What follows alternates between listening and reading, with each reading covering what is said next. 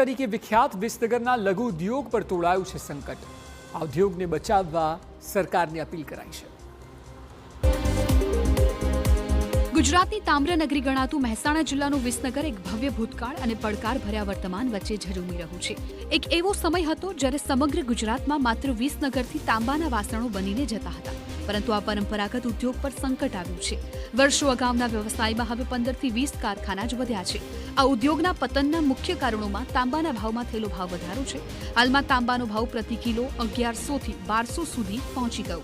આ ભાવ વધારાને કારણે લોકોએ શુભ પ્રસંગો અને લગ્નોમાં તાંબાના વાસણોને બદલે સસ્તા સ્ટીલના વાસણો અપનાવવાનું શરૂ કર્યું।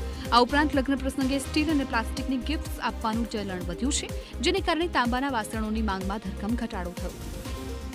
પહેલા લગ્ન પ્રસંગમાં પણ તોબાનું મહત્વ ગણાતું હતું। લગ્નમાં તોબાના વાસણો ભેટમાં અપાતા હતા। અત્યારે આ વાસણો અપાય છે ખરા, પણ અગાઉ કરતો ઘણી ઓછી વપરાશ થઈ ગયેલી છે। તાંબુ ખરીદવા જતા 18% જીએસટી આપવો પડે છે અને વાસણો બન્યા બાદ 12% જીએસટી લાગે, એટલે એમાં પણ તેમને નુકસાન જાય। તો વળી આગામી ઓક્ટોબરમાં મહેસાણામાં યોજાનાર વાઇબ્રન્ટ ગુજરાત સમિટમાં આ લઘુ ઉદ્યોગનો સમાવેશ કરી પ્રોત્સાહિત કરવામાં આવે તેવી માંગ ઉઠી છે।